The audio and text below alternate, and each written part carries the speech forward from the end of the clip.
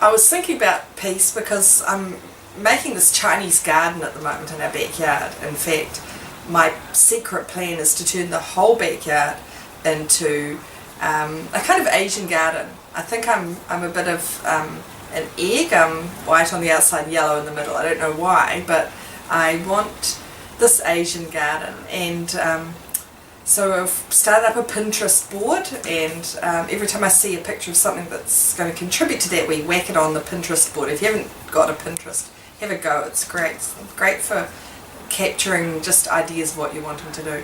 So anyway, I've been digging out all these piles of leaves and moving pots around and tidying up what had got to be a pretty messy backyard.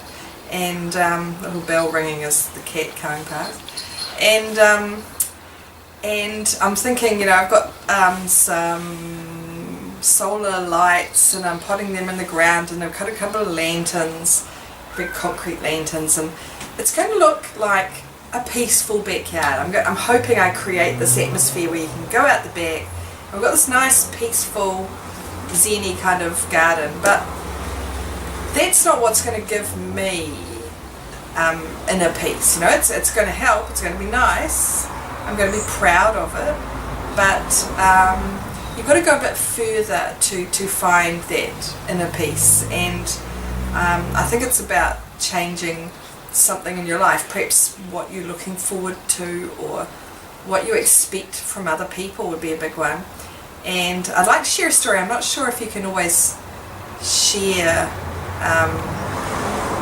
someone else's story, but the idea that I was at this conference and this lady had been with the Dalai Lama, and she was a Sister of Mercy, and the next day she was driving away from a petrol pump, and she was telling us the story earlier this week when I was at the Mercy convention, and how she was kind of still a wow with the idea of the whole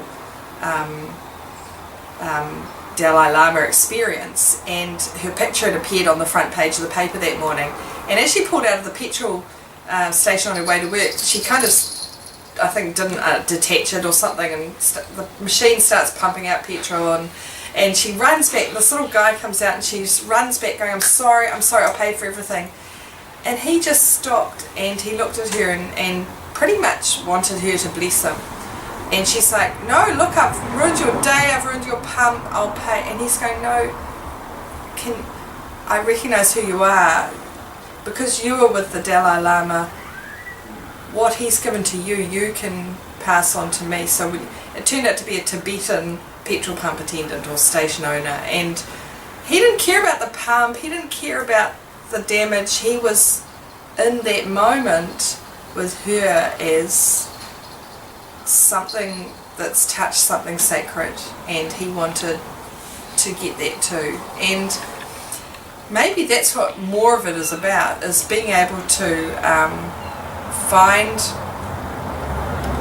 and cherish what's really important, and over the things that you think are important. It's really sitting down and saying, well, what actually is really important? And I think that's where faith is so important, because there's this great movie called Tuesdays with Morrie, and Morrie is a dying man, and he tries to teach one of his former college students that it's okay to die, but it's all about living. And he says in the movie, I think it's a great novel too that I haven't read, we must love one another or die. And in some ways religion's got it when they say that God is love, and John Cedar says whoever lives in love lives in God and God lives in him. And I think if you are loving one another, the material things don't matter. Whether my garden works out or not probably doesn't really matter. It's how much we love one another and what we do for one another, and having right relationships, that is the key. And with all of that, that's where you're going to find your inner peace.